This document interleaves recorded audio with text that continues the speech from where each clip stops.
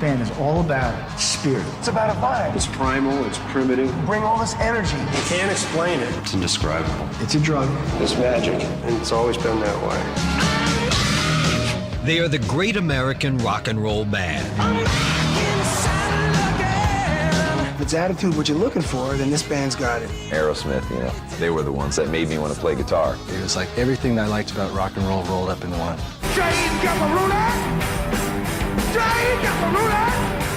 Some people just got it, and those guys have that aura. They're rock stars. Steven Tyler, he was a badass. I thought Joe Perry was God at one point. Basically, they rock and most people don't.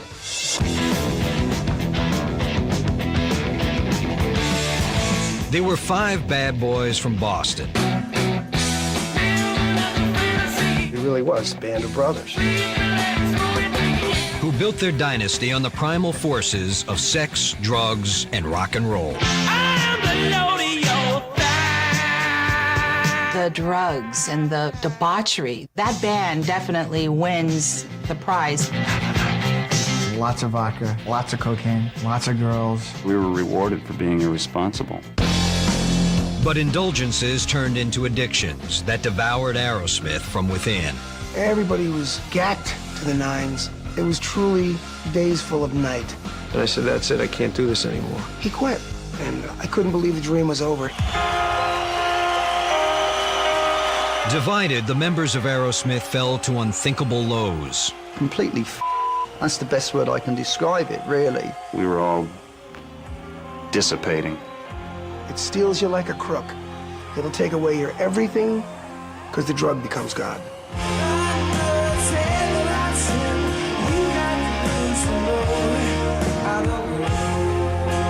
But reunited, Aerosmith was able to conquer addiction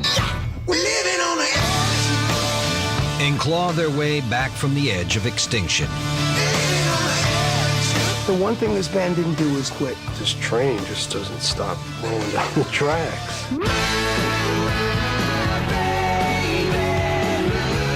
Now a voyeuristic ride into the volatile world of America's most legendary rock band. Famouser than I thought. Yeah! Hey, In Your Face Productions. With entirely unrestricted access on the road. I have to make it mine, don't I? Behind the curtain. Well, whose idea was this? And occasionally in the bathroom. Aerosmith. This is it. This is as good as it gets. A special 2-hour behind the music event. Do you want me to show it to you? Come on, buddy. Thank you. Step on back.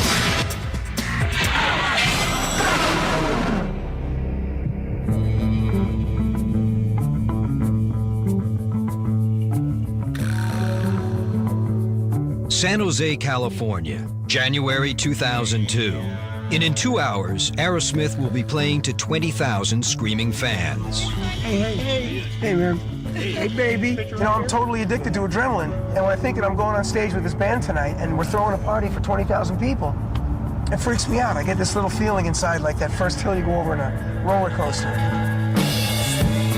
Rock and roll is like, I've always compared it to the fire that people like to dance around. We managed to pull something out of the fire. Listen, what are we going to do for the sound check? We can go into Jaded and then go right into Trinity. We are living the dream. It's the greatest. I love it. I wouldn't trade it for anything in the world. All right, here we go! Over their turbulent 30-year history, the 5 members of Aerosmith have endured car wrecks, drug addiction, alcoholism, depression, breakups, and financial ruin. Nobody knows that song, and Monkey, at least, what key is it in? Hey, right? Everybody thinks Monkey's cool and still doesn't know it. I know like 85% of them. But by far, the biggest obstacles they overcame were their own egos. For you to say that we don't know the chords. Hey, I'm not saying the 70s was any better for me than it was you. We had to deal with our, you know, I mean, there was a lot of, like, you know, wreckage and stuff that I did to them and they did to me. When I think back and I look at it, there certainly was more anger than love. Look. Don't be throwing glass houses at people that don't wear stones, I know. We butt heads, but now we don't take it personally. In the old days, we used to take it personally, and then that's when the band imploded. But now it's like, we still have the arguments about the same things, but we don't take it home. Come together right now over me. Come together is exactly what we've done. Guys, 5 minutes. After all these years, we've come to the point of being able to accept one another. All right, guys, have a good show. One of the things that you learn is this frustration you have over this guy or that guy or this, you better just eat it. You wearing that? Red shirt and white pants. How can you go on stage wearing white pants? I think that each one of us has just gotten better about knowing what to really get worried about. Outside's going out. There's plenty of fame to go around right now. Obviously, we all have different ways we like to live, but there's a place where it all meets, and the spirit of the band is when we're on stage. That's remained the common denominator. If volcanic chemistry is the key to Aerosmith's success, then their laboratory is the concert stage, a place where the band achieves catharsis in front of millions of fans. It's almost impossible for me to sit on the stage behind my drums with those 4 guys standing out in front of me and not have a good time.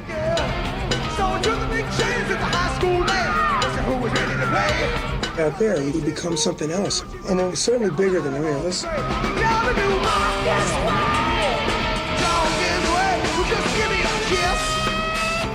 Long celebrated as one of the top live acts in rock and roll, Aerosmith has managed to thrive in an industry geared toward youth, remaining relevant as less tenacious bands continually fade away.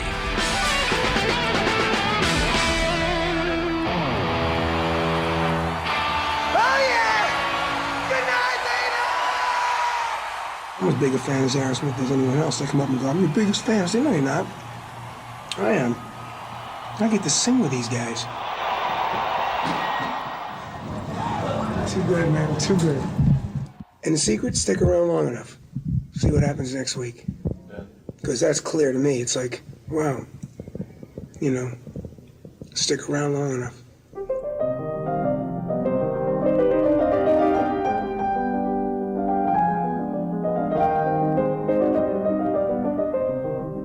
Music has been the only constant in the tumultuous life of Steven Tyler. He was born in 1948 in a working-class section of Yonkers, New York. His father, Victor Tallarico, was a classically trained pianist who made his living touring with big bands. My formative years, from 1 to 9, I sat under the piano. My father played classical music.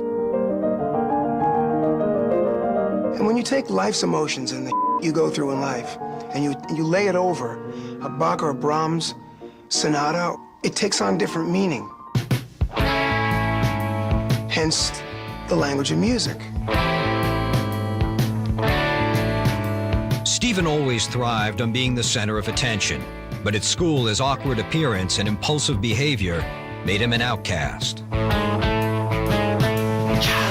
And I wasn't the most handsomest guy growing up. I had a tiny head, pinhead, and I got made fun of, and huge lips. And my mother tried to bail me out and say, just tell him that, all the better to kiss girls with. But then I got decked out for being a wise guy. So I learned how to play the drums and be in a band so I could play in the lunchroom Friday afternoon to be, one of the gang, try to fit in somehow. Don't you know that I love you? Why don't you come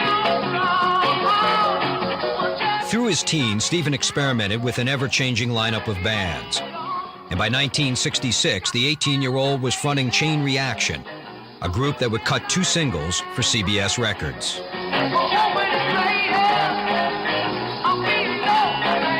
I was crazed. I wanted to play rock and roll. It was whatever it takes, Fake it till you make it, right? Pretend to be somebody until that somebody turns into you. In the summer of '66, Steven started playing gigs at The Barn, a popular music venue near his family's vacation retreat in Lake Sunapee, New Hampshire. He became a local hero to kids like Joe Perry and Tom Hamilton.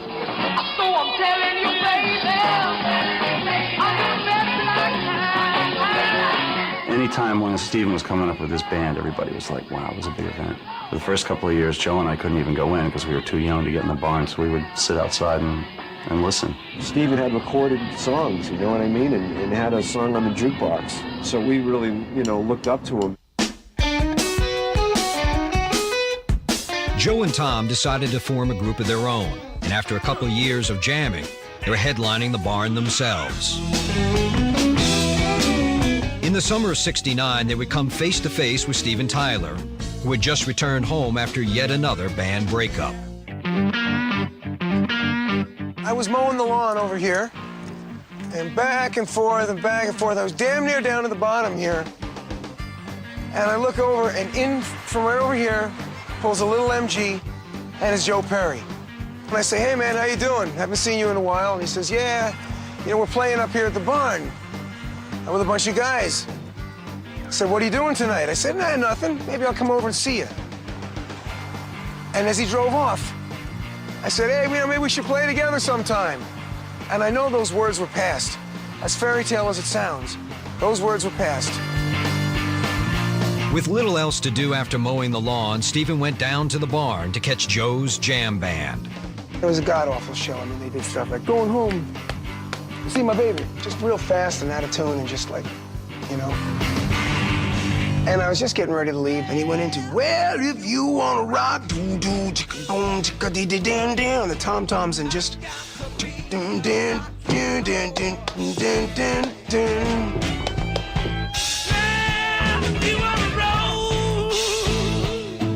And I went, wait a minute, what is this?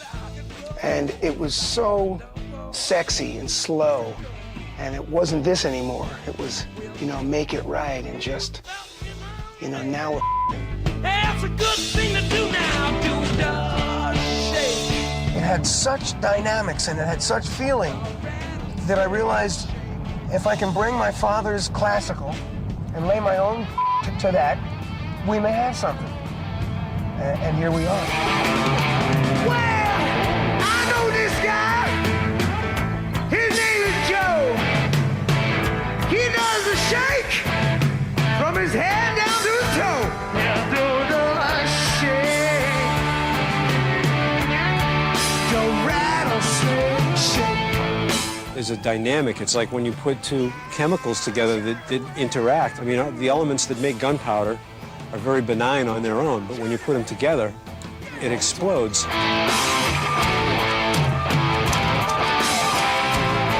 What we did here is ignite a small fire that turned into forest fire.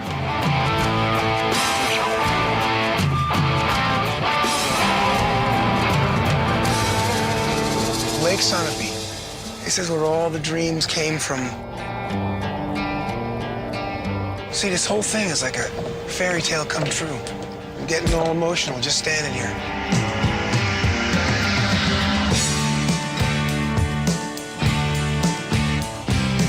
In the summer of '69, Lake Sunapee, New Hampshire was the scene of a fresh start for Steven Tyler. After his fifth band broke up, he hooked up with Joe Perry and Tom Hamilton at a nightclub called The Barn. This is it, baby. Yeah, that's it right there, man. That's the barn right there. This is where we first got the itch. We got bitten here. Well, if you play, they will come. So this was the dance floor here. Right. And when the place was rocking and you had them in the palm of your hand, they'd be hanging over here with their legs. And you'd be looking up like this at everybody. And you just felt so good.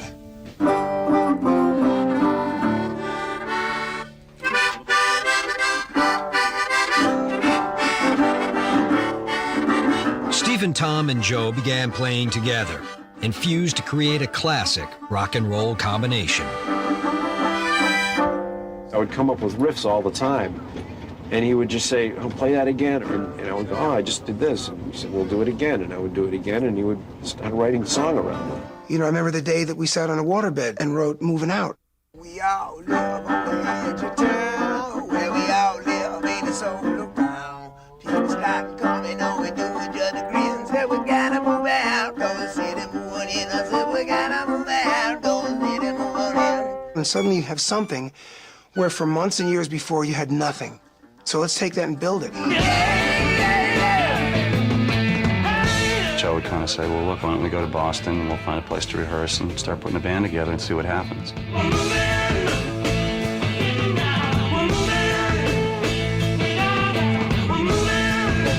In the summer of '70, they moved to Boston and recruited a 19-year-old rhythm and blues drummer named Joey Kramer.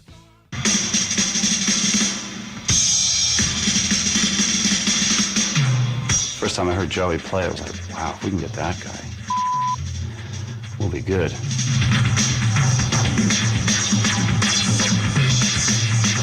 I'm not a technical player. I don't play real fancy. I do one thing really, really good. It's about my gut. It's about what I feel inside. That's all that I have to go on. And Stephen had this friend, Raymond, and he played guitar. He joined the band, and he was such a wise ass and tough guy, he pissed everybody off. You're a little more rude and crude when you're from New York, you know? And they always thought that I was a little bit tougher than I was because of my image. I still kicked your asses, though. He always had three things going on at once. And a lot of times Raymond would be late for rehearsal. Of course, then when he would show up, he would try to take over. And after about a year of that, we just said, we got to get somebody else who's on the same path as we are. They replaced Ray Tabano with an easygoing and highly accomplished guitarist named Brad Whitford. I went to see them play, and they were incredible. So it wasn't much to think about, you know. Let's do it. He was a really good guitar player, you know, schooled. He had been to Berkeley. And he was very clean and tidy in the way that he played, whereas Joe was on the sloppier, rhythmy side. So the idea of the two of those kind of different kind of guitar players being together worked great. Joey Kramer suggested the name Aerosmith. And all 5 band members moved into a cramped 3-bedroom apartment at 1325 Commonwealth Avenue.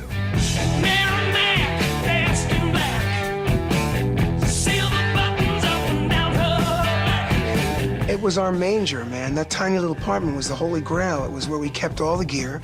We all lived. The whole pot was there. The band set off in a haze of creative fury, fueled by their nearly continuous experimentation with drugs. I love that term, experimenting with drugs. They experimented, not like they shallowly sought to get, you know, up. They experimented. It was an experiment, damn it.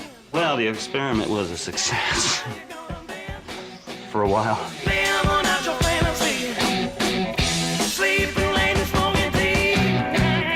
But no matter what, we were in that f***ing rehearsal hall playing. Bake it and burn it. 16 hours of a day until we were like this. I would spend my time pretending that I'm on stage. Good evening, people. Welcome to the show. Got something here I want you all to know.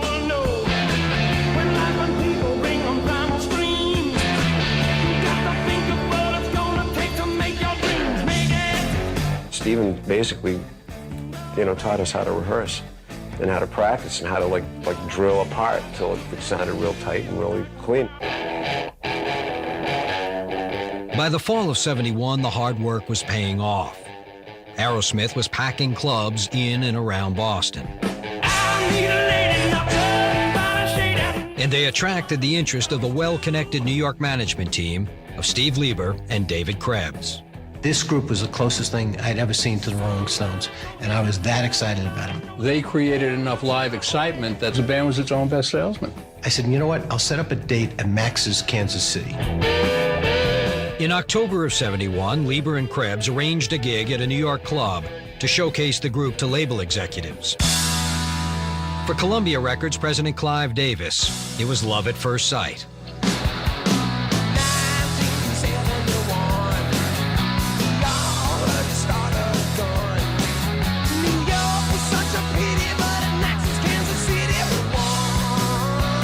I was knocked out by everything about the band. There was just charisma, just riveting up and down the stage. I remember Clive Davis came up and said, "You're going to be a big star.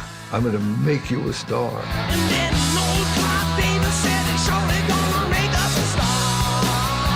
He came down and he said he would sign us that night. I was just like, wow. We're big time. We made it. We were off and running.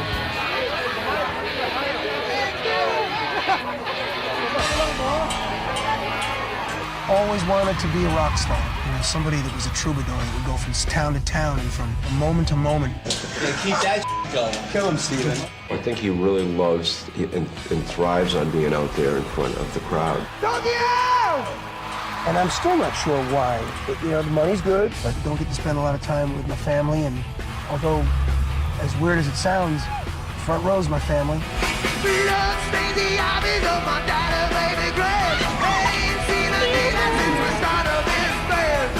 It makes me sad a little bit because I think of what he's missing out on. You know, some of his family love and some of the other things that he could experience. And it tortures him a lot of the times because he doesn't have complete control over it.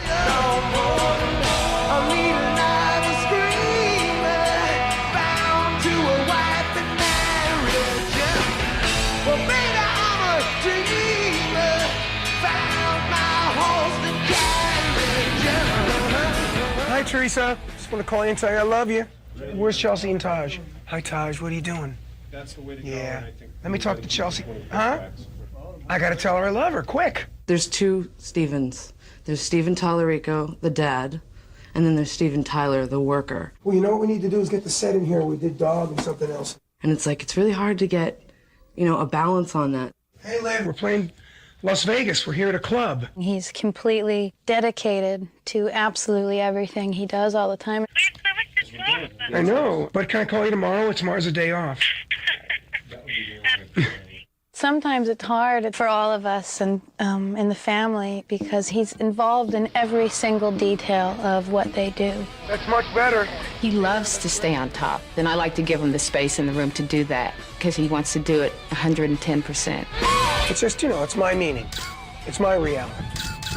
It's been quite a road, but suddenly I'm realizing that the music was the answer, and the Beatles were right. All you need is love, because it transcends everything. Don't get me going. Aerosmith's dreams of fame and fortune were finally coming to pass in January of 1973. After signing a deal with Columbia Records, they released their self-titled debut album. The first single was a haunting ballad of hope and longing that Steven Tyler had written at the age of 17 as autumn descended on Lake Sunapee. One night when it was really dark and the summer was over and I was feeling really lonely, I sat down right in that house and I wrote this melody.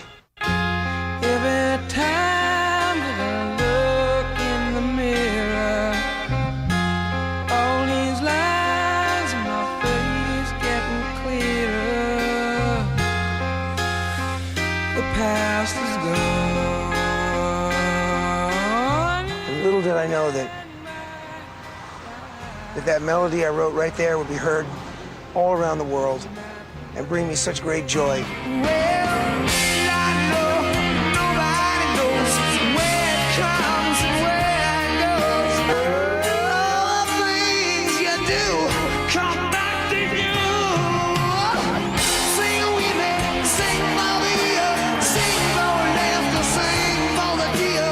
Dream On would become the prototype for a classic rock institution, the power ballad.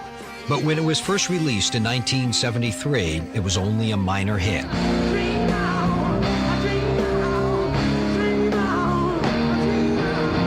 Aerosmith's debut album initially sold less than 100,000 copies. So when they headed into the studio to record their follow-up, the pressure was on. The label says if your next record doesn't do a lot better, then that's going to be it. So it had to be good. There wasn't any alternative. We knew that we had to deliver. In the fall of '73, Aerosmith locked themselves in a New York studio with a large stash of cocaine and producer Jack Douglas. Well, Lord, oh my God, what do we got here? Drugs were so acceptable that the labels would bury in their budgets, all the coke we wanted because they wanted the record done. We started to get into the nastiness. They were singing more about dope and sex and rock and roll life.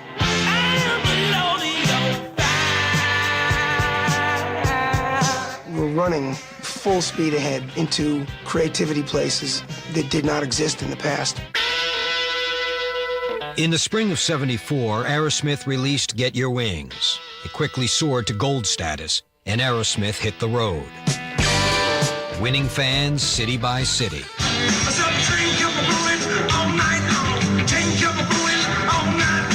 But just as Aerosmith was reveling in its first taste of success, the Brotherhood was severely bruised. I clearly saw that Joe was pulling away, and it really bugged me.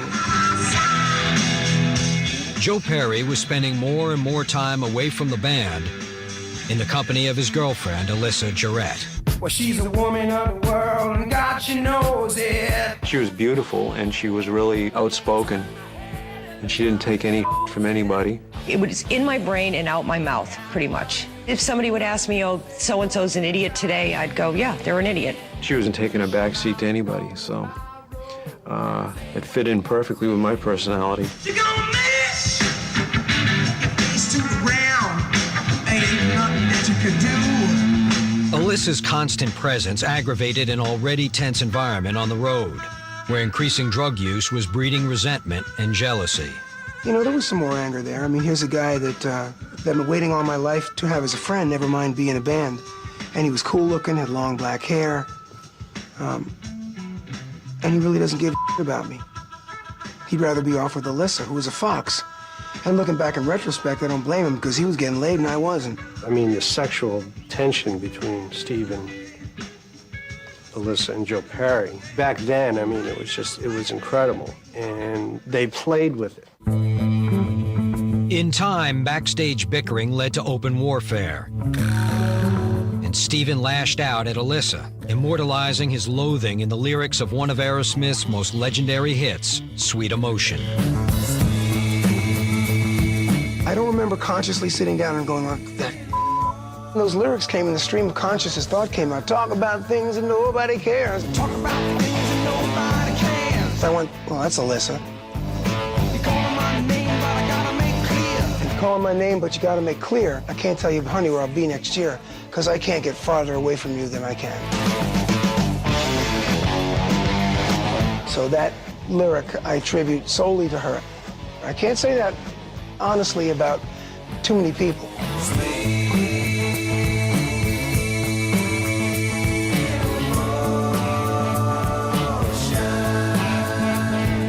I mean, we were all really young, and it just got stupid. So, when things build up over a period of time, they just blow up. Cooler heads would have prevailed, but we weren't, and they didn't. Say you're leaving on a 7:30 train and that you're heading out to Hollywood. It's 10 o'clock in the morning during a tour stop in Tokyo, Japan. And Aerosmith's Joe Perry is right where you'd expect him, in bed with a beautiful blonde. It's time to wake up. A beautiful blonde he's been married to for almost 20 years, his second wife, Billy. I'm not part of the boys' club. I don't try and sneak off away from the little woman or any of that stuff, I like finding the right girl and being with her.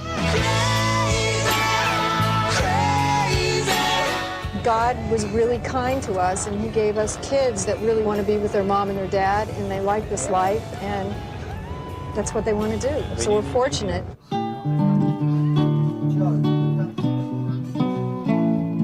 My dad is basically a family-oriented guy. He wants to keep the family together, so everyone's on the road all the time. People have different ways that they like to tour. Some people like to just go out and be one of the pirates, and some people like to bring home with them, and that's what Joe liked to do. It's hard to complain about anything that we do when you have days like today. It brings his family. It's how he is. A couple other guys in the band didn't see it that way, so there was always a tension. Where's our band of thieves? But I look back now and it's like, I wish I hadn't been so challenged by that, because it's not that big a deal.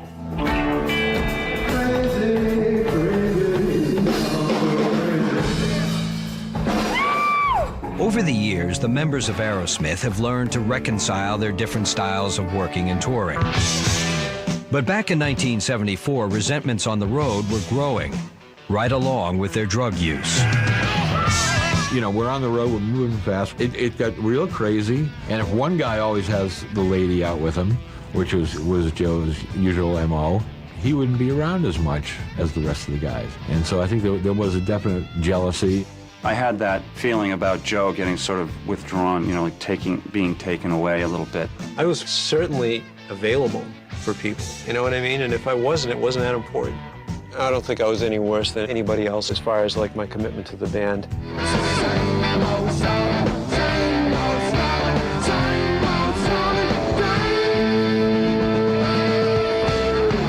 In the spring of 1974, the volatile group converged on a studio in New York's Times Square to record Toys in the Attic, an album every bit as brash and decadent as Aerosmith itself.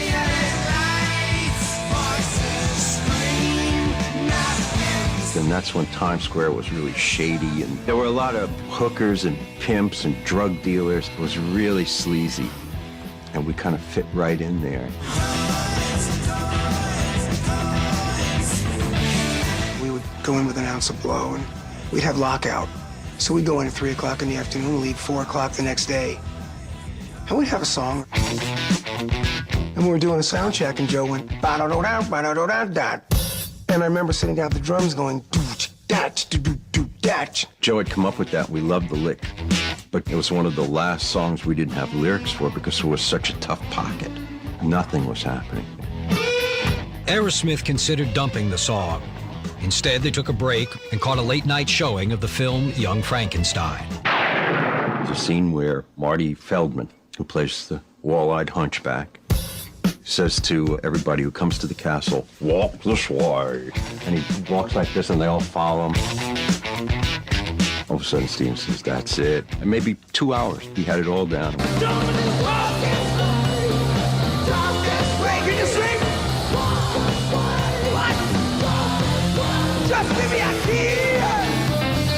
With Walk This Way waltzing into the top 10 in the fall of '75, Aerosmith returned to the studio to mine Rocks, a bruising, bluesy piece of pure American rock and roll.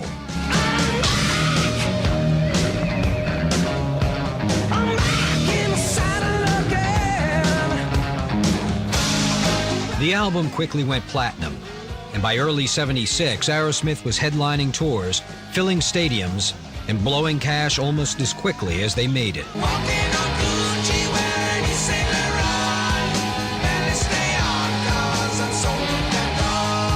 Lots of cocaine, lots of vodka, lots of girls, and lots of driving fast and just doing whatever the I pleased. Thinking every night was Saturday, you know. Well, we cultivated that Bad Boys from Boston thing, so, you know, in a way we were rewarded for being irresponsible.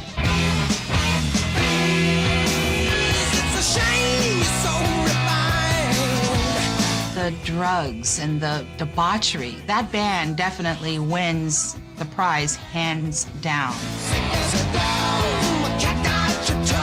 I mean, they were wilder than the Stones. They were wilder than Zeppelin.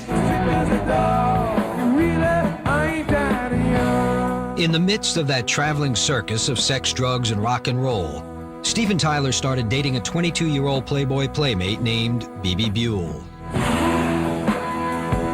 I took her to Germany with me, and I broke up with her. And the next thing I heard, she's pregnant. We had only been dating about 3 weeks or a month when I found out.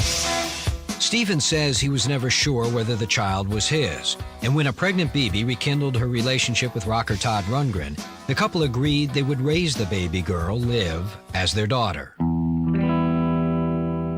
And there was a part of me that was completely in denial and just wanted Liv to be Todd's. So I had no problem living that denial fantasy. And so, coupled with the drug doing that we were doing at the time and the lifestyle I had with the band, I didn't hear anything about it for 4 or 5 or 6 years. Steven admittedly wasn't in any shape for fatherhood at the time. He and Aerosmith were entering the most decadent and dismal chapter in their history, the recording of their 5th album, Draw the Line. In March of '77, the band rented a sprawling estate in upstate New York and set up a recording studio inside a former convent known as the Cenacle. Man, now that place was like an asylum, okay? What do they say, the nuts are running the asylum? That's what's going on over there.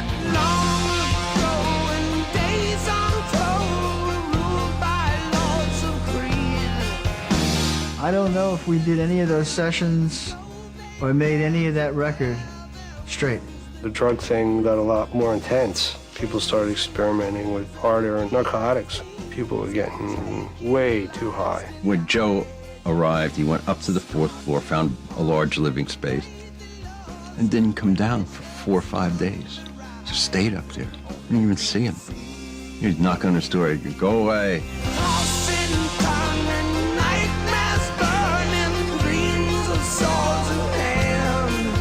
When you're involved with heroin and cocaine at the level that people are taking it, smoking it, and that kind of stuff, it does change your personality. I mean, you do things that, you know, you normally wouldn't do. Joe Perry was up in the attic in his room up there. He had a pistol range. He was shooting up there and stuff. I mean, shooting guns. You're not shooting up, shooting guns. There's a little pistol range going on. People were shooting. Bullets were flying. It was insane. People, drugs, and guns, you know, they don't go together. And, you know, we all got in deeper and deeper and deeper until it was no more fun and took us to places that we never thought we'd ever go. It was the end of a grand era. Everybody was tripping. Everybody had blow in the room. Everybody was gacked to the nines, as stoned as you could be. It was truly days full of night. It was just a matter of time before we all killed ourselves.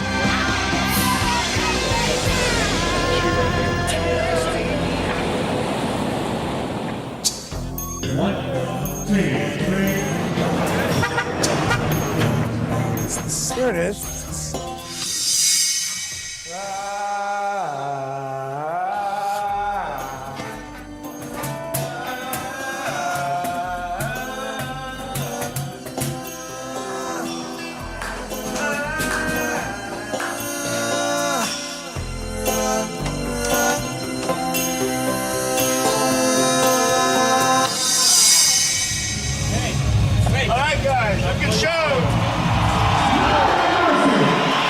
Be on stage with Aerosmith and have 35,000 people in the house. Right now, it's the strongest drug there is. House lights are going out. That's such an intoxicating moment. It's the strongest drug there is, and I've done them all. And I come to find out after all these years that I gotta be addicted to that. There's something wrong with the world today. I don't know what it is. Something's wrong with our eyes. Aerosmith has made a career out of living on the edge, but they have finally learned how not to walk over it. These days, the only high that they experience is the one that comes with playing sold-out arenas. We're living on the edge. Even in Japan, where they can't speak a lick of English, but they're singing every lyric to the songs. And the feeling that you get from that, it's just so magical.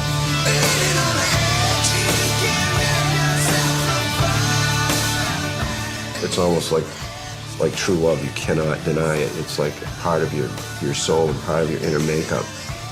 It's like you'd be lying to yourself if you didn't acknowledge how much you loved it. It's a state of bliss. It's just flipped out. I can't believe I do this for a living.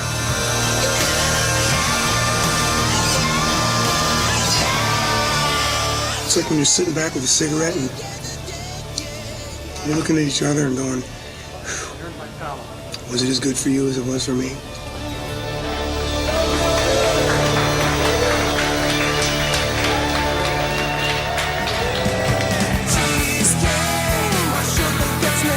Of course, in the old days, not anymore. I got 3 daughters. I'm eating cream puffs now. But back in the late 70s, Aerosmith was still mired in the darkest days of their collective drug and alcohol addiction. We were all dissipating. You know. We were all allowing the music to fade. I wasn't paying attention to anything except my drug consumption. I was a drug addict dabbling in music as opposed to a musician dabbling in drugs.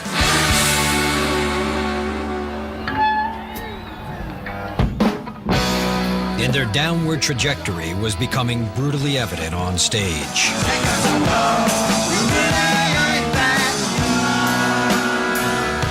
People were paid to be entertained, and, you know, Aerosmith didn't entertain anyone.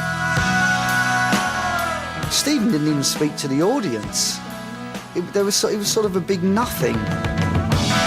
By the time they headed out on the European tour in 1977, Joe and Stephen were full-fledged junkies, often too stoned or too strung out to perform. I'd play bad not because I was high, I'd play bad because I was dope sick. We'd done a couple of European tours where, you know, I got dope sick and I still had to go on and play that night, but other people in the band had the dope, you know, and so it wasn't being shared. Listen, when you're a junkie and you only have so much dope, you want to hoard it for yourself. I was pissed off at him for not turning me on. I said, I f***ing love you, man, and how could you not turn me on? Well, if you're really my friend, you'll give it to me. You'd give it to your wife, but you wouldn't give it to me. What the I mean, it got that bad.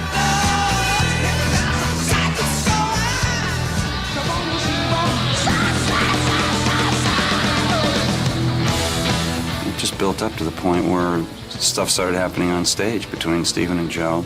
They were practically fighting on stage during the whole show. Stephen would swing his mic stand and come within inches of Joe's head, and it was so obvious that there was something going on there that, you know, that's all you watched.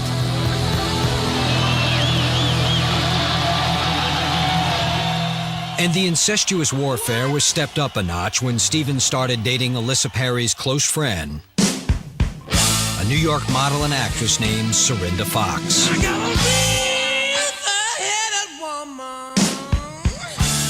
Serinda Fox was married to David Johansen in the New York Dolls. She started coming around with the band and being Alyssa's best friend. I guess she really had her sights on Stephen, and I guess we were the last to know.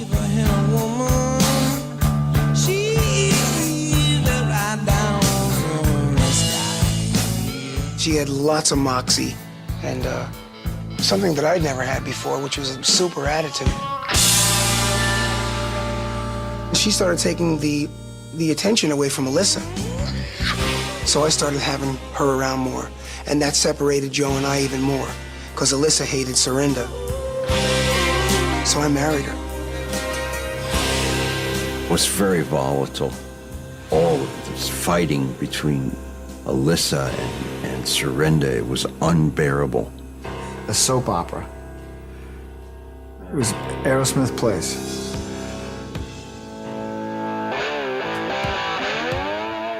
I used to think maybe Alyssa's in love with Stephen and Serinda's in love with Joe. Maybe Stephen and Joe are really in love with each other. Then the domestic strife started spreading through the rest of the band. By 1979, all 5 band members had their wives traveling with them on the road. Aerosmith had degenerated into one long, drawn-out, drug-induced family feud. If you have everyone in the family taking alcohol and drugs, and a few of them not getting along together at all, I mean, can you imagine the effect of that? You couldn't go in certain places with other husbands and wives because the wife vibe was so bad. You'd be backstage and nobody would talk to each other. It was not fun.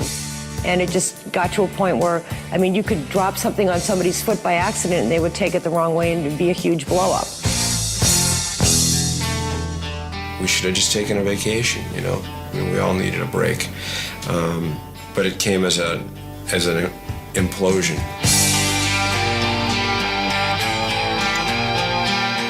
On July 28, 1979, after a sold-out show at Cleveland Stadium, the animosity that had been building for 9 years finally came to a head over a glass of spilled milk. Joe Perry's wife and Tom Hamilton's wife get into this huge fight, throwing things at each other. Somebody throws something at you, you throw something back. I threw the milk. It was a major fight, and Joe perpetuated that fight. It was just the same, and somebody's wife was complaining. I saw it as, you know, what are they even doing here? We had a meeting. He said maybe I should split. And everybody kind of nodded. And I said, that's it. I can't do this anymore. I just can't, you know, put up with this pressure cooker. Joe Perry got into his limo and drove off in disgust. It would be years before he saw the members of Aerosmith again. We blamed it on the girlfriends, and it's really not about the girlfriends. It's about the guys in the relationships, you know. It's easy to sit there and blame everybody else, but really we let stuff get out of hand. And I just couldn't believe the dream was over.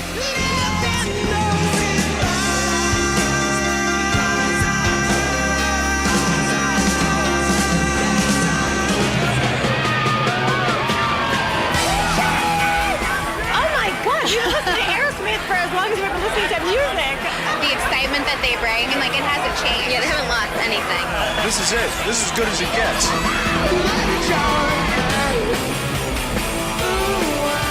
How much do I love you guys? I'd love to. It's really about the fans. The fans are the only reason we're here. Thanks for being here. It's nice to be nice to the nice. And I just think they f***ing rock. Yeah!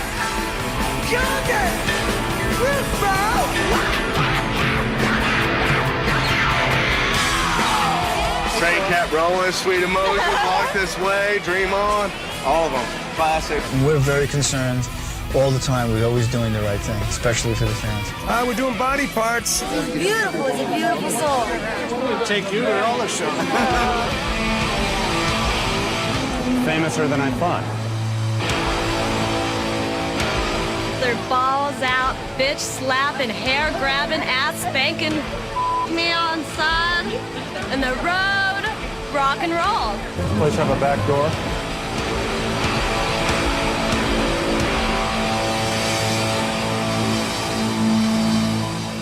When you begin to forget your roots and forget where everything came from and take those fans for granted, that's not right. And I'll tell you, I feel like we let the fans down in the late 70s. I mean, we did a lot of shows where we sucked. I mean, you can only put your faith in a band and pay for a ticket so many times before you're just going to go, I'm not going to bother.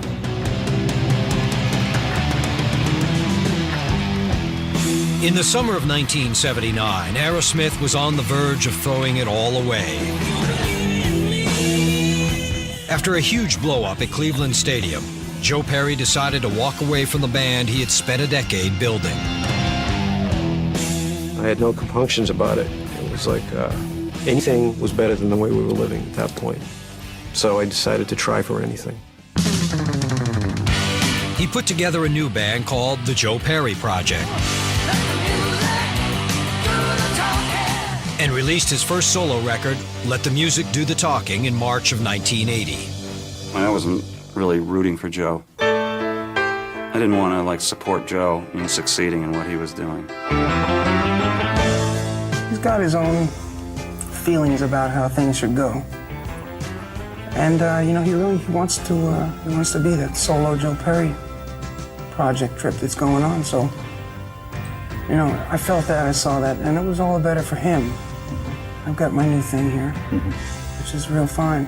You see me cry.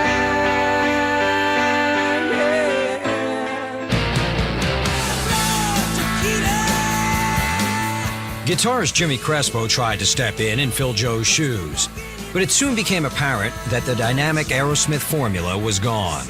You'd look over there and you'd go, it's not Joe. When it was time to write, Stephen missed Joe like you miss a long-lost lover.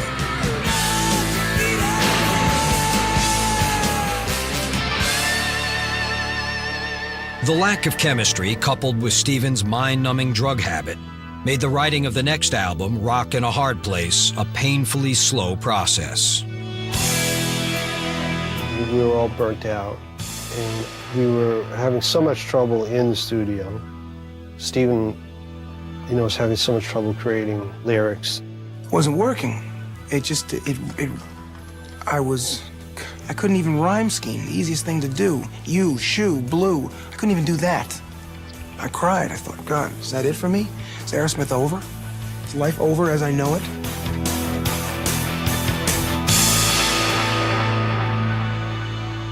After waiting for 2 agonizing years for the album to come together, Brad Whitford had reached his breaking point. I wanted to work. I just wanted to be doing it. So that, for me, was just, it's insanity. And he just said, I'm not coming down, man. I said, well, what do you mean you're not coming down? He goes, I'm not coming back, I'm done.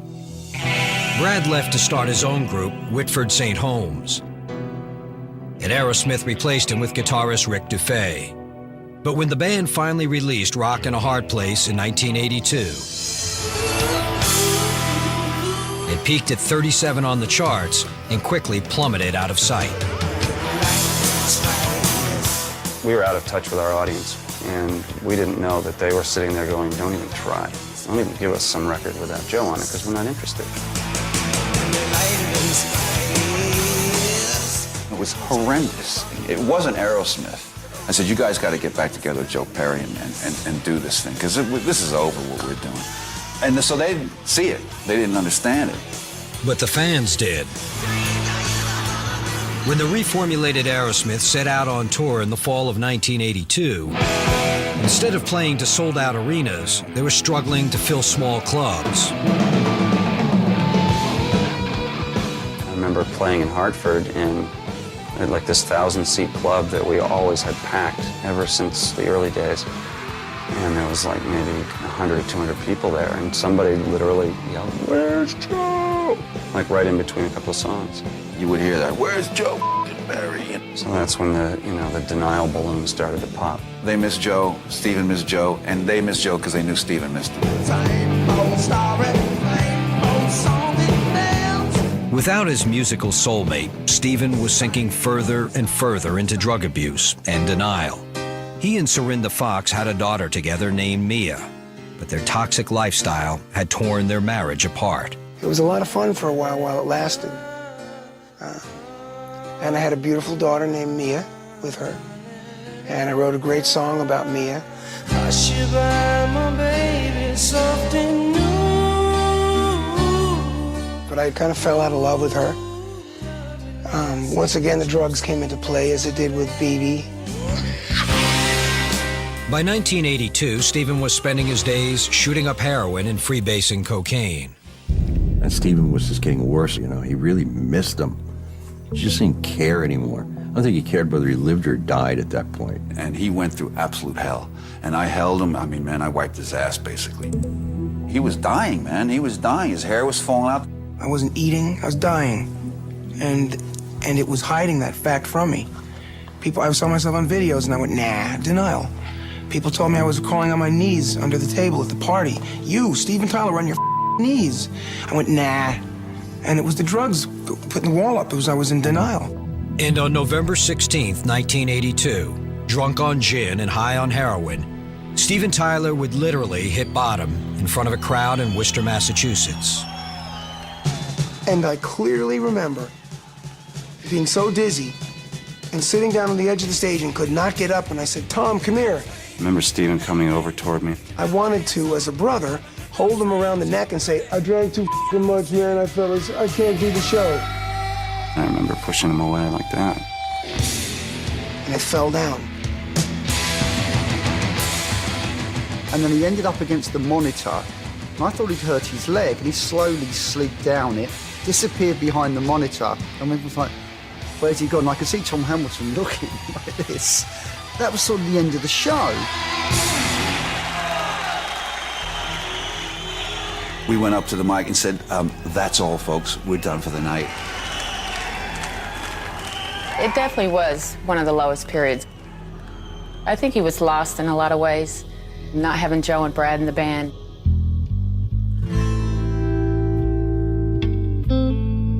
By the time Steven Tyler met 25-year-old Teresa Barrick in a New York recording studio, He had nearly been devoured by his drug habit. And the drug use was major. I'm a good caretaker, I guess, and he needed someone to take care of him. And, you know, I fell in love with him instantly, and I just wanted to be with him. You know, I fell deeply in love with her, and it was different than anything else. She so fits the role of being a mom and still loving me and putting up with my in the worst of ways. We always say that Teresa deserves sainthood. Probably if not for Teresa, he would have been down for the count, you know, probably would have died.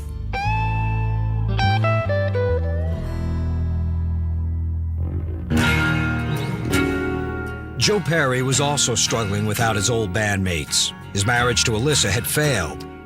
And by late 1983, it was clear the Joe Perry project was not taking off.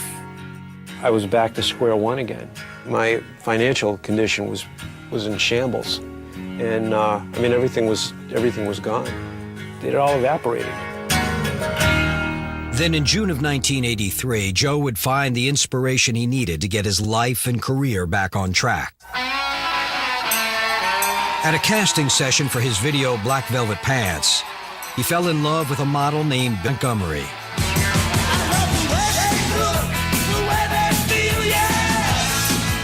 This is my good luck. She's my other half. She's the muse that makes my world rock. No, I would be probably dead in my grave, serious. you know what I mean? Dead in my grave if it wasn't for you. I felt like a new person, you know what I mean? I felt healthy. I gave up drinking for a while, and I felt really strong. With Billy at his side, Joe started to clean himself up. And by early '84, she was encouraging him to reconnect with Steven Tyler in the band. She was coming to it with fresh ears and fresh eyes and said, why wouldn't you want to talk to him? And basically put it in the perspective of, it really doesn't matter. All that doesn't matter. You know what I mean? What really matters is you had this great thing, and why deny it? Who is in charge?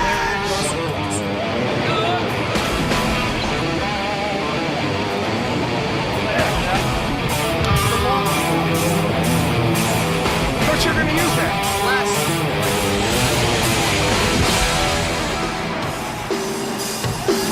Test. All right, here we go.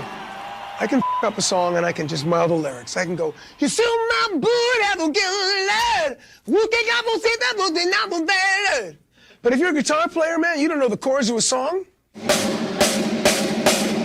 gonna sing? No, it's better before. I'm the guitar player, remember? Okay. We're brothers by choice, you know what I mean? I mean, the things that I don't have, he has, and the things that he doesn't have, I have. What happened? He's meticulous. I'm telling you. After I do that long fill, Yeah, but you're all thinking too much. He's a real detail guy. I'm like, don't worry about that. You know what I mean? And he's like, you know, like picking at this and picking at that. But that's where we butt heads. Not my problem. Of course it's not yours. But it was the same thing we were talking about the other night. My problem. It's my problem. I have to make it mine, don't I? Well, so one hand washes the other. Yeah, I'd love you to. It makes my hard. Here we go, guys. That's where the energy is, and that's where the conflict is, but that's where the dynamics are. You know, otherwise, I mean, if we like agreed on everything, it would be pretty boring, you know? In the 4 years they were separated in the early '80s, the members of Aerosmith were never able to recreate the chemistry they had together.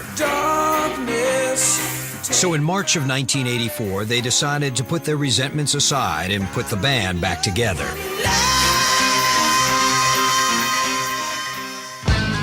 Who made the first phone call between you guys to talk about reuniting Aerosmith?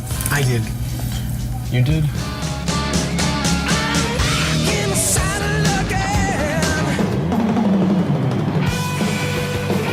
I remember the first day being together with the band, and like I swear, was levitating. Things went pretty well. We had good crowds, and it was fun. We played good, and everybody was still kind of crazy, but trying to not let it get in the way. The five of us get along better now than we ever had before. And you can see it and hear it and feel it in the music. we're going to wipe everything clean. It's the five of us. New management, new record company, new everything. Their first move was to get rid of their longtime managers, Steve Lieber and David Krebs. The way Krebs and Lieber would divvy it out, you know, and we'd get a lot, and it would accidentally on purpose be gone just in time for the next album process or tour. By late '84, Aerosmith had sold more than 7 million albums, but they say they had little to show for it. This is all wrong. We shouldn't be as broke as we are. The band was regularly playing stadiums and selling out every ticket we could sell, and here we are broke. And I'm sure Krebs and Lieber could say, well, it's not my fault how they spent their money. They never cared about money. And I don't really know how much money Stephen may have spent on his drug habit, but it must have been a fortune and a half. Oh, they spent it all on drugs. You couldn't spend that much money on drugs. The drugs blew the whole game out. Steven Tyler losing control, Joe Perry losing control, blew the game out. Not us. Aerosmith fired Lieber and Krebs, but according to the terms of their contract, the management team would continue to receive 50% of the group's publishing rights. That deal remains a source of bitterness for the band. Then they took 50% of the publishing, which today I argue with David. He goes, that's the way it was back then. I said, yeah, we'll give some back. So every time we play Dream On and Sweet Emotion, he gets 50%. And the other 50, I got to split 5 ways here. Did we make a good deal for ourselves? Yes. Do we have similar deals with other artists? Yes. Did we steal from them? No. I'm not afraid. I'll face these guys tomorrow. I'll sit across from Joe Perry and Steve and Tom and Brad and Joey and look them in the eye and tell them I never did anything that I'm ashamed of, ever, when I managed this band. With Lieber and Krebs out of the picture, the band hired a new manager named Tim Collins, who declined to be interviewed for this show. And in August of '85, they negotiated a deal with Geffen Records. And we got this guy over here, Mr. John Kolodner. Well, he's like the Oracle. I saw it as a big risk, but a big upside, because in the 70s, they were one of the greatest American rock bands. And given that they could be rehabilitated, repaired, whatever you want to say, I thought that they could be great again.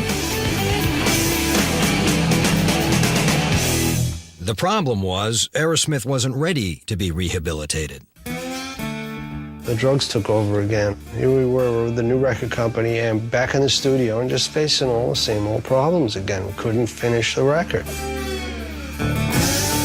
Released in November of '85, Done with Mirrors was far from the smash comeback Aerosmith had hoped for. The album peaked at number 70 on the charts. Done with Mirrors was not a success. Obviously, there was a rebuilding that needed to be done. Then the band got an unexpected break that would revive their fading career. Surely it, y'all. We make a record with Aerosmith, y'all. We taking that record and putting it on our album. In March of '86, Aerosmith got a call from producer Rick Rubin. He wanted them to re-record their classic Walk This Way with an up-and-coming rap group called Run DMC.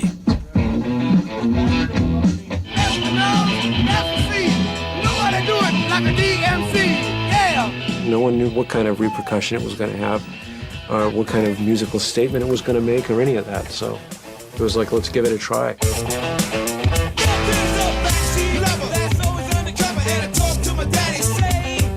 The collaboration hit MTV in May of '86. And it was nothing short of revolutionary. Walk This Way shot to number 4 on the singles charts. It became the pioneering moment in hip-hop's crossover into the pop mainstream. One of the biggest moments in hip-hop as far as I'm concerned. It was responsible for getting hip-hop played on MTV. It made all these rednecks and dudes that were like so into rock and roll and didn't want anything to do with rap music. All of a sudden they start going, that's cool, man. they definitely lit the fire under the ass of rap and hip hop and Aerosmith for that matter. It rebirthed a whole new us. Suddenly there was a whole new audience that was aware of Aerosmith. You know, and they were the MTV baby. A huge piece of what we can do to rebuild this image and this career is with MTV as a partner. But before they could capitalize on the momentum of Walk This Way, Aerosmith's management, prompted by veteran music agent Johnny Pedell, decided they had to step in and confront the drug abuse. Johnny Pedell was the one that said, you got to get these guys sober because they're wasting all their energy on getting drunk and high. So in September of 1986, Aerosmith's manager Tim Collins started approaching the band members about entering rehab. He said, you know, you guys, you know, you got to get completely clean. Tim said, look, you really should go away and get some help. At that point, I said, well, my son's going to be born in 2 weeks, and I don't want to go till after he's born. So the next thing was to do the intervention on Stephen. Tim Collins and the band had a meeting under the heading of a phone call to Japan, and the band had the intervention. And it was me. Why are you nodding out at the piano? Let me see, because you gave me a Dilaudid, Joe. What about you, you know? But it worked because I went away. I'm grateful for all that went on, you know, for my sobriety today. Stephen went directly into rehab. And over the course of several grueling weeks, he committed himself to a 12-step recovery program. He was there for 48 days. And it worked. It really worked.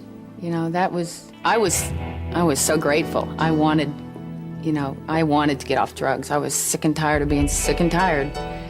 And Stephen was too. You know, he wanted his band back. He was starting to realize what he had lost. One by one, the band members confronted their addictions. They decided the only way to get clean and stay clean was to do it together. Finally, we all got on that bandwagon. Everybody has to do it for themselves and come in on their own. And the whole thing took a period of maybe 4 years before all 5 of us were sober together.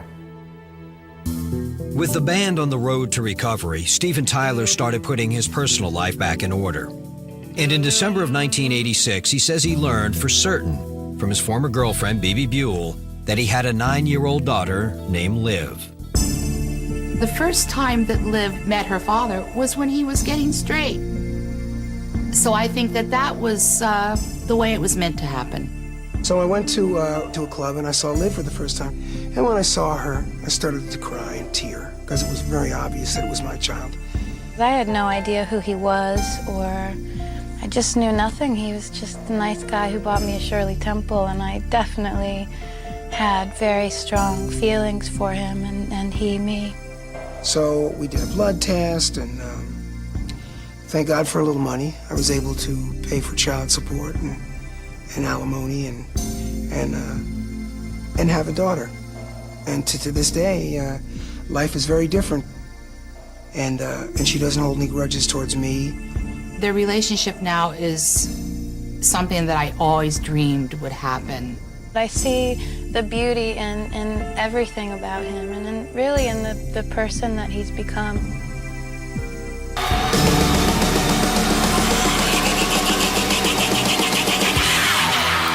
Everybody wants to know why we're acting like kids. See, but the thing is, we're not acting. They are 5 men in their 50s with wives and grown children. But to their female fans, the members of Aerosmith are still rock gods that project raw sexual power. Aerosmith is the rock and roll word for sex. Joe Perry is so handsome. Steven Tyler, sexiest thing I've ever seen. He just becomes the music and he becomes sex personified. From that insanity, that gratuitous, I love your ass, I want to lick your toes. I know every word to every song you ever wrote. Not only that, I want to have your baby. Here, look at my and then you go back and your 12-year-old daughter says, Daddy, why'd you wear that shirt? It makes you look so fat. But it sure is grounding. It sure is grounding.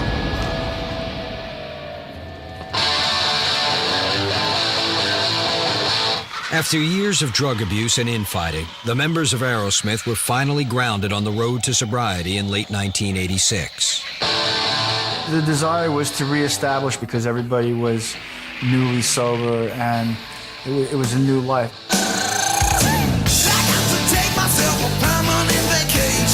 When they started working on their first drug-free album, Permanent Vacation, they were prepared to do whatever it took to bring their career back from the brink.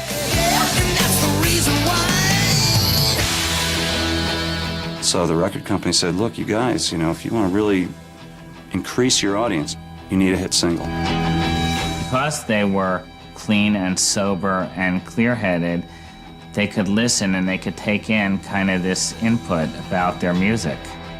Geffen executive John Kolodner suggested the band spice up their songwriting by working with outside writers. It was a tough sell at first, but when Stephen and Joe started collaborating with Desmond Child on a song called Dude Looks Like a Lady, the results were undeniable. We had the song, we just didn't have the first verse. He came up with Cruised into a Bar on the Shore, and I went, her picture graced the grime on the door. And it was at that moment where I realized there may be another career here for me. There may be something else other than the frustration of writing with a band, writing with other people.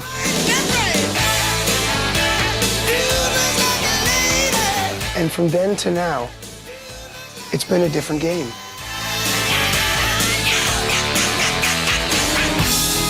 When Permanent Vacation was released in August of 1987, it launched 3 top 10 hits and sold 4 million copies.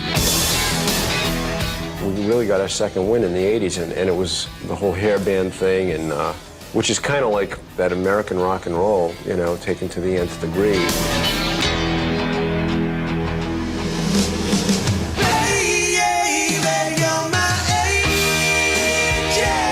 I remember being on stage and singing Angel. It was number 3 in the charts in America, and in that moment, I realized that everybody was singing the lyrics and the song that I loved in the studio, and that's what I'm here for. I'm not here to get high and stoned and stupid and fall down and be the band that, did they fall down again? No, not tonight. The whole world opened up. But at the time, not everyone in the band shared Stephen's enthusiasm for the new Aerosmith. And I thought Angel crossed the line. The song is just too wimpy. It's too corny and sloppy. But, after it had been out for a while, tough-looking guys in leather jackets would come up and say, oh, you gotta play that Angel, man. I love that. Oh, yeah. So, there goes my argument. Permanent Vacation was followed by the colossally successful record Pump in 1989. With drugs out of the picture, Aerosmith maintained their bad boy image by filling their music and their videos with as much bawdy behavior and sexual innuendo as possible. They say the sexual revolution is over. Hogwash. Good morning, Mr. Tyler. Going down? Oh, yeah. Sex, drugs, and rock and roll, baby. Take away the drugs and there's more time for... Well, Aerosmith, of all the bands I worked with, was all about sex.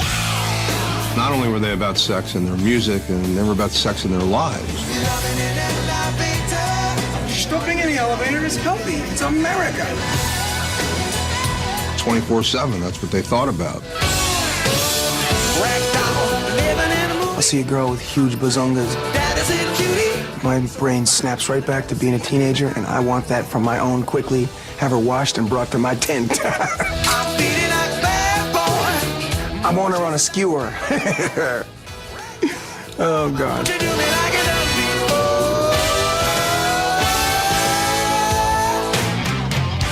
Aerosmith's grinding sex rock formula became a massively popular and profitable commodity. Do we think we deserve to win? And the Grammy goes to? Of course we deserve to win. Aerosmith! 1993's Get a Grip became the band's most successful album to date. And the winner is Aerosmith, Crying.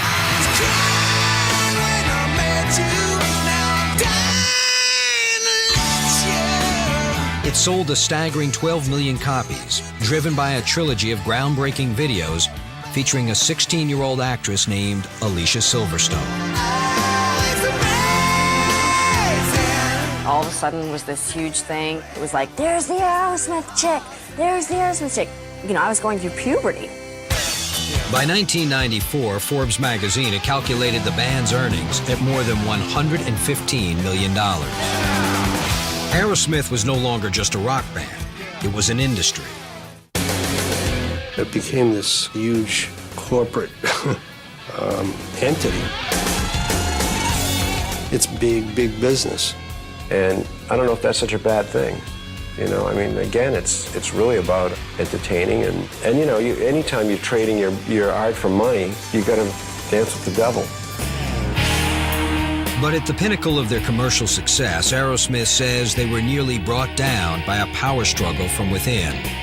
The band claims their manager, Tim Collins, started subjecting them to unreasonable and invasive demands, trying to control and manipulate every aspect of their lives.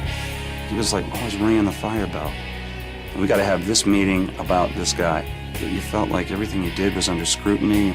Screwed with us and with our personal lives in a very deep way. It kind of turned it into a cult. The band says the final straw came in the summer of 1996, when Collins started making accusations about Steven Tyler's state of mind and his sobriety. He was always like calling up and saying, your singer's out of control. He tried to isolate Steven and accused him of all this stuff. Tim Collins refused Behind the Music's request to tell his side of the story. But Steven Tyler's wife says Collins went so far as to call her to claim that Steven was cheating on her. He called me at home and basically just told me that, you know, Steven was down in South Beach and he was acting out with other women, being unfaithful. I was just shocked. You don't call a guy's wife up and tell him you think he's stuffing everybody in Florida because you're angry that he won't do something you asked him to do. How did it feel when he did that? I felt like I wanted to get a gun and shoot him. And kiss your past goodbye. In July of '96, the band fired Tim Collins, and he immediately took his accusations public, telling Rolling Stone and Newsweek that he suspected Steven Tyler had relapsed. You don't help a guy get sober and then go to Rolling Stone magazine and Newsweek and tell him that you think he's back on drugs. I give him great credit for helping us get sober, but after that it was control issues that you'd never think a human being would ever do to a band. He was a brilliant guy at the beginning, and he had a vision and that no one else had. It's unfortunate that he went the way he went. I hope he finds some happiness in his life someday. Aerosmith's first release without Collins, the aptly titled 9 Lives, debuted at #1 on the Billboard charts. All I can say is that when we fired him, what resurfaced was an Aerosmith and an energy that was kept down for so many years and kept at bay. Time, don't let it slip away. Raise your drinking glass. Here's the yesterday. And once the fog was lifted, we realized that there was a lot more things to sing about. Then in September of 1998, Aerosmith went on to score another first, their first #1 single. Don't Wanna Miss a Thing became the biggest song of Aerosmith's career to date, topping the charts for 4 straight weeks. I still miss you, baby, and I don't wanna miss a thing. And when they started writing songs for their 13th album, Just Push Play, in the fall of 2000, Aerosmith decided they had finally earned full autonomy. They said that we're a pain in the ass to work with, all these producers. So we decided to produce this record ourselves and see if it was true. And it's true. I am a pain in the ass. In fact, I'll never work with me again. They really took the creative process into their own hands, and I mean 100% into their own hands.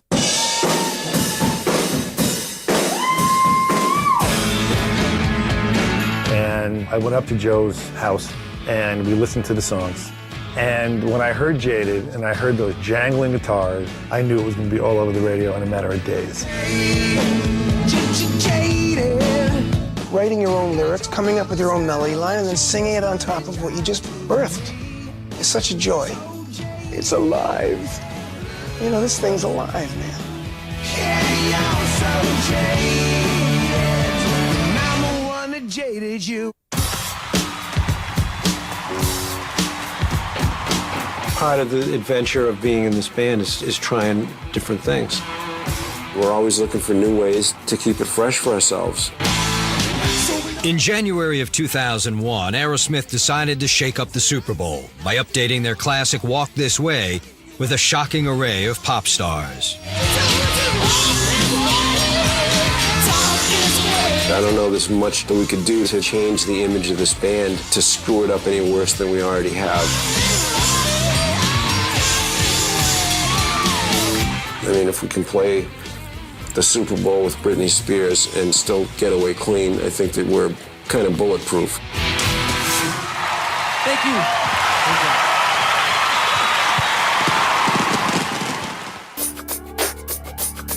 With their album at number 2 on the charts in March of 2001, Aerosmith received music's highest honor. They were inducted into the Rock and Roll Hall of Fame.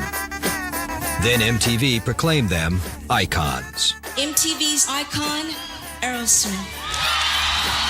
But Aerosmith is by no means ready to be relegated to history. They launched the Just Push Play World Tour in the summer of 2001, selling out stadiums from Texas to Tokyo.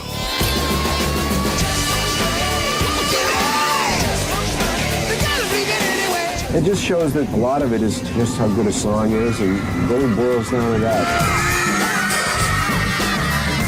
I'm grateful to be able to tell people that I don't even know what my band's about. Is it about Dream On? Is it about Walk This Way? Is it about Ragdoll? Living in a movie. Is it about Janie's Got a Gun? Janie's got a gun. Or Mama Kim? Keep it up, Mama Kim. And it's just about the girls of summer now. Some girls are all about it.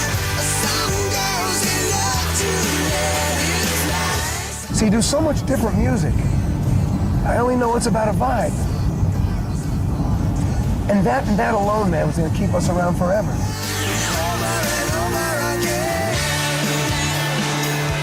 After weathering decades of drama and duress, Aerosmith's volatile chemistry is still erupting on stage with no signs of stopping.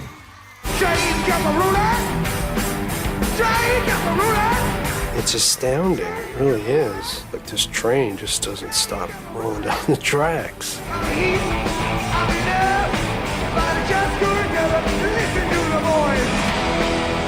What it is about the band that I'm really proud of is the distance that we've allowed each other to come together. And there are times when it's hard work, but all in all, it's been a hell of a ride. There's an old expression, everything you did then resulted in where you are now. So I guess I can't complain.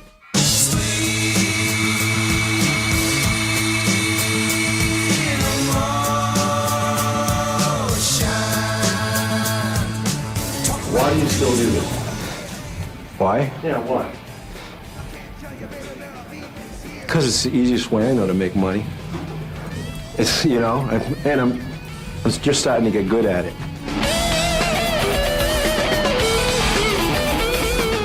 I mean, thank God I have an electric guitar, because I don't know what else I would do. That's all you can hope for is a few magic moments on stage. Because you can bring it to the people, but when the people bring it back and they represent for you and you represent for them, it feels so good. It feels so good.